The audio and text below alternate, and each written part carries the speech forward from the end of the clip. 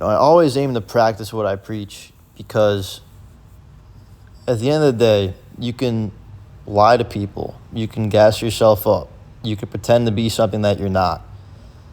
And it's really not lying to people and making them have a false perception of you. That's not the kicker. The real kicker is just that, like, the deep subconscious realization and lingering thought that, like, you're not actually what you tell other people.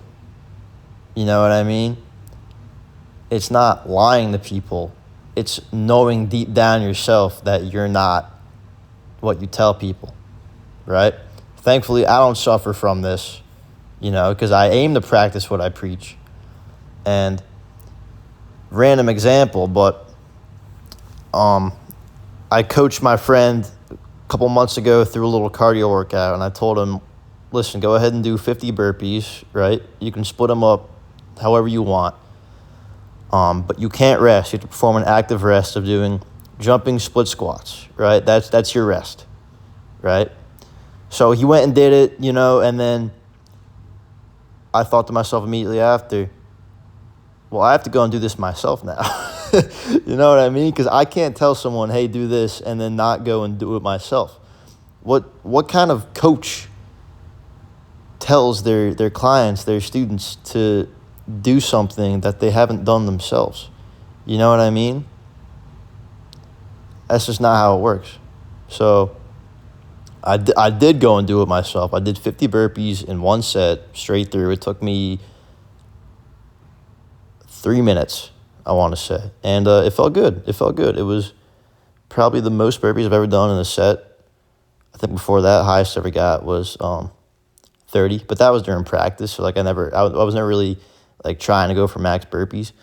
But, it was cool.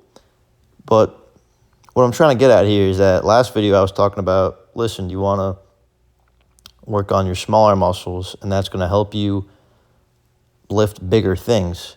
And anecdotally, I just had a crazy, mind-blowing experience that, for me personally, just completely justifies this this thought process. You know what I mean? So there's two things. One, over the summer, me trying to fix my lingering SI joint issues, I go to a PT and he prescribes me to just do a shit ton of hip stability movements. So every single day over the summer, I wasn't really lifting a lot. I was more so just hammering at my hip stability every single day. And then this past semester, I go in and I do dumbbell Bulgarian split squats in the gym, and I'm able to get 100 pounds on each side and each hand for 5 reps on my left and right legs.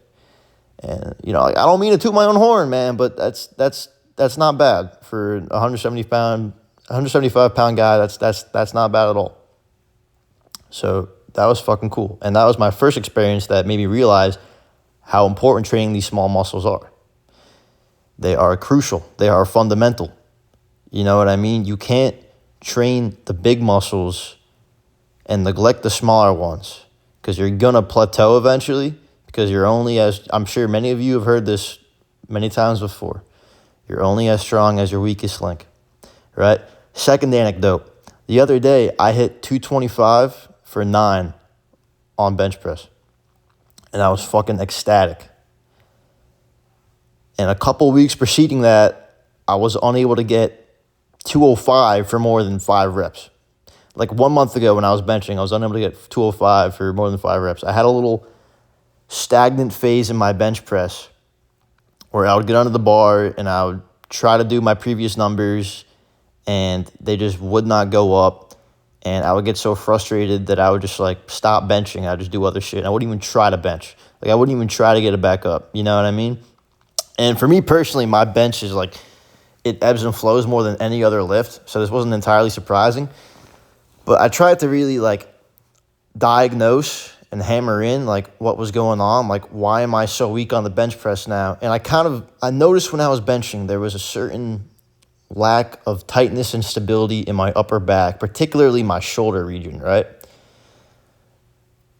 So I started thinking out of all the prime and secondary movers in the bench press, out of everything that's going on, like, what is the weakest for me personally? And I realized that, like, throughout my entire lifting career, I never really focused on working my rotator cuffs. Like, I would see people do the warm-ups, and I just, like, never thought to ever do that. And I found, like, one of those tests online. I don't even know if you guys know Squat University, but it was a little test. The guy's a PT, Aaron Horsha. He's fucking great, man. Where you hold out your arms and you have somebody try to press your wrists inwards as you try to hold outwards. So you're using your rotator cuff to externally rotate your shoulders, right? And try to hold that position, try to maintain that stability while you have an active force pushing inward on your forearms, right? So I had my dad do it to me, and I fucking folded, like, immediately. And I was like, holy shit, light bulb went off. Like, this is something I need to work on. So for the past couple of weeks, I've just been hammering at my rotator cuffs, like, do a little warm-up before, and then after my bench, I'll just do like a full workout of my rotator cuffs. You know what I mean? Just like you would with your tris, your lats, or your pecs. And now all of a sudden, I'm able to hit 225 pounds for 9 reps. Meanwhile, 1 month ago, like, I was struggling even to hit 225 for 1. Like, it would be a grind. This is a month difference. A month. I went from struggling to hit 225 for a single to hitting 225 for 9 reps. If that doesn't lay down how important it is to train those small muscles, I don't know what will, bro. I don't know what does.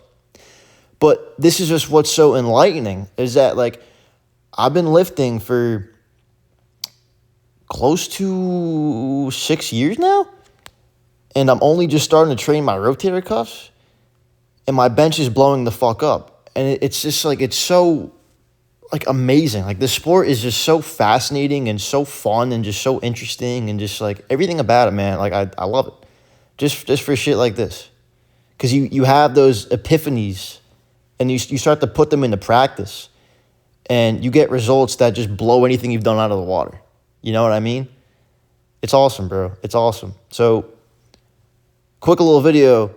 I just want to really, really, really, really, really dial in and hammer at the fact that you need to train these small muscles. You need to train your rotator cuffs, your hip stabilizers, even your fucking feet, your hands even. The small muscles, man, they're so important. They're so important. Because they are as important, if not more important, potentially, talking out my ass here. I don't have a degree in this shit. I never will. Okay, again, right? But you need to make sure you do not neglect them. You need to make sure you don't underestimate how fundamental and integral they are to lifting, to moving, right? To becoming bigger, faster, stronger, faster. I already said faster. Better. Just becoming better. You need to make sure that you train these small muscles. That's my piece. Good talk. See you guys later.